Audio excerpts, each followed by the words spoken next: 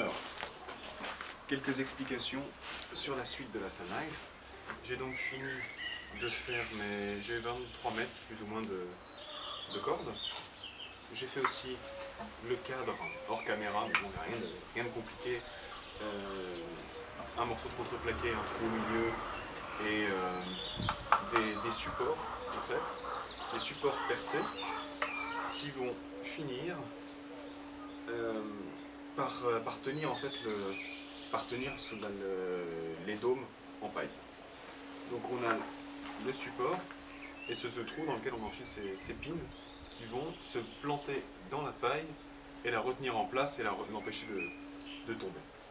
Voilà. Et donc ça peut toujours être démonté et être ouvert au cas où si la ruche est malade, si ceci, si cela. Mais le but de la manœuvre c'est quand même de pas trop les faire chier.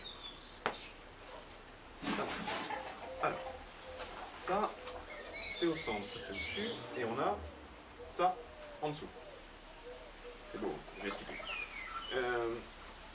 Ici, le trou est en bas, mettons que ça soit le bas. Je vais pas le laisser juste comme ça en paille. Il y aura un rond en bois qui me permettra de retenir, comment dire, une sorte de nasse qui permettra d'être un terrain d'envol et d'atterrissage pour les abeilles, aussi être un endroit où elles pourront protéger la ruche, elles se mettent pour protéger, pour pas se faire piller, ce qui arrive des fois, des abeilles pillent d'autres ruches quand elles sont pas assez de nourriture, et leur permettra aussi d'aérer la ruche. Elles se mettent à l'entrée et elles battent des ailes pour aérer. Et donc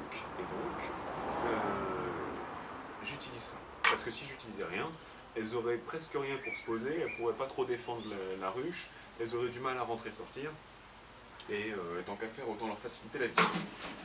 Voilà. Donc, tout part de ça. Voilà.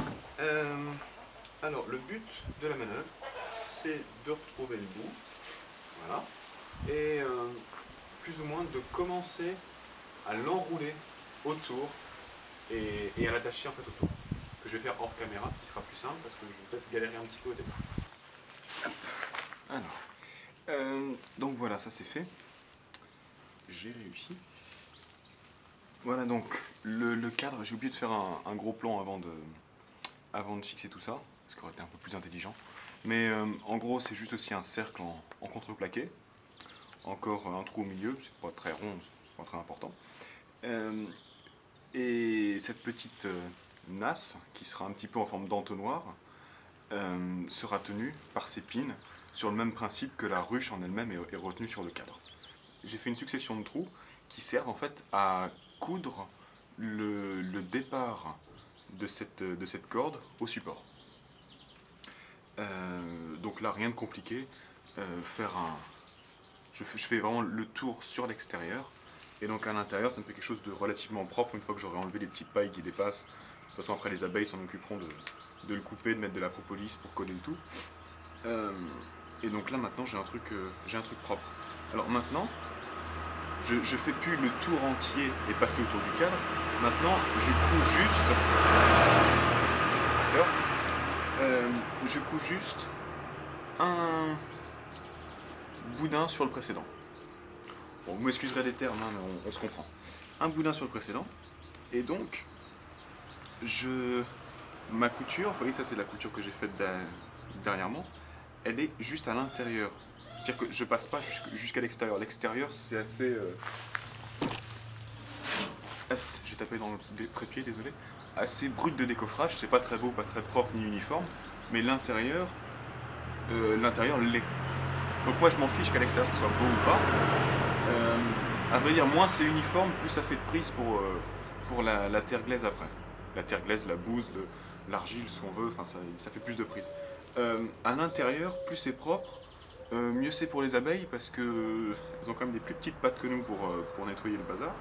Et donc ça représente quand même beaucoup d'énergie pour, si elles veulent couper toutes les pailles, mettre de la propolis partout, essayer ça, mieux vaut qu'elles travaillent sur une base propre comme ça que comme ça.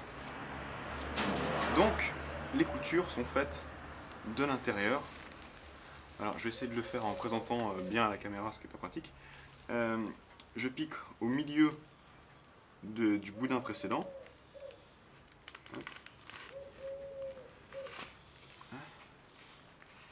C'est assez serré, donc c'est un peu dur.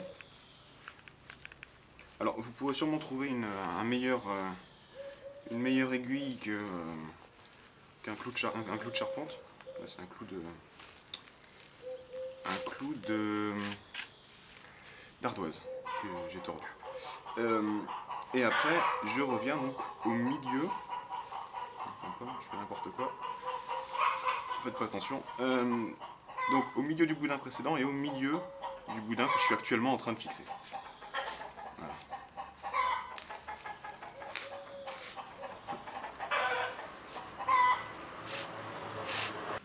Alors si je me découvre des talents d'édition, peut-être que je couperai un peu les longueurs. Et si c'est un peu long, bah, c'est que j'ai pas de talent d'édition. Enfin, m'en voulez pas.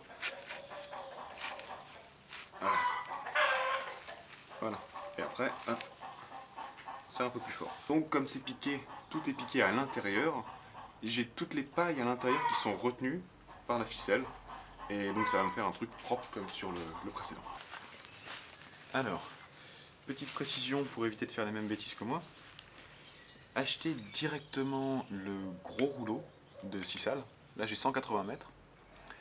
Parce que j'ai déjà passé deux bobines de 45 mètres pour faire le premier dôme, faire la corde. Et enfin, déjà pour faire ce que j'ai fait.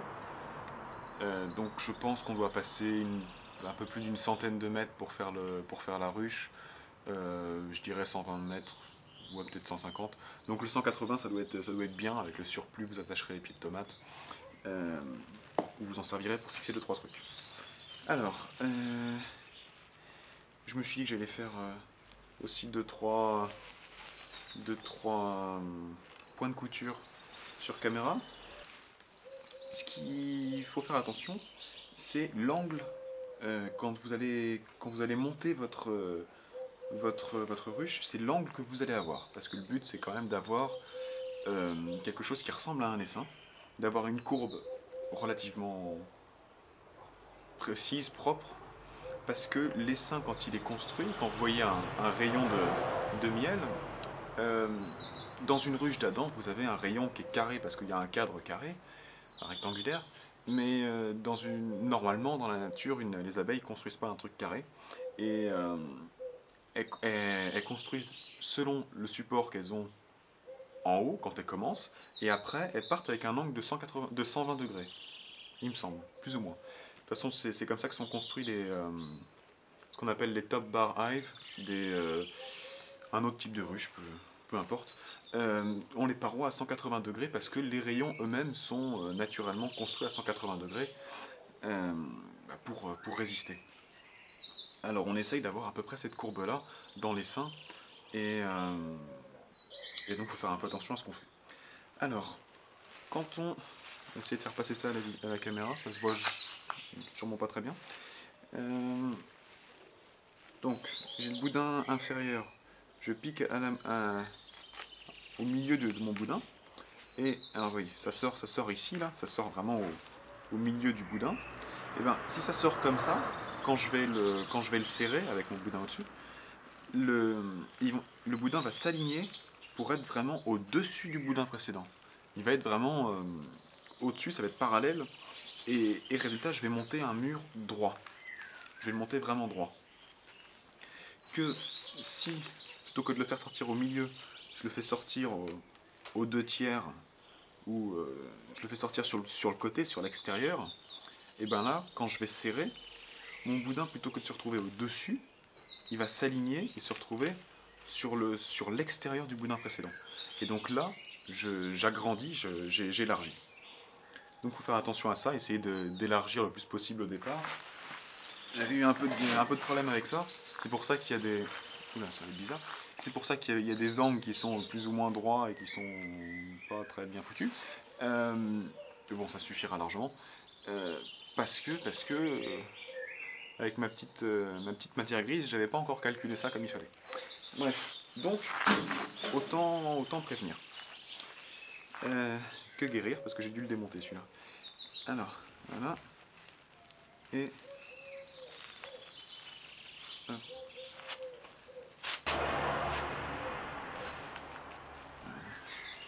Alors, faut pas hésiter à serrer, hein, de la paille, c'est peut-être pas solide en tension, mais en compression, on peut compresser tant qu'on veut.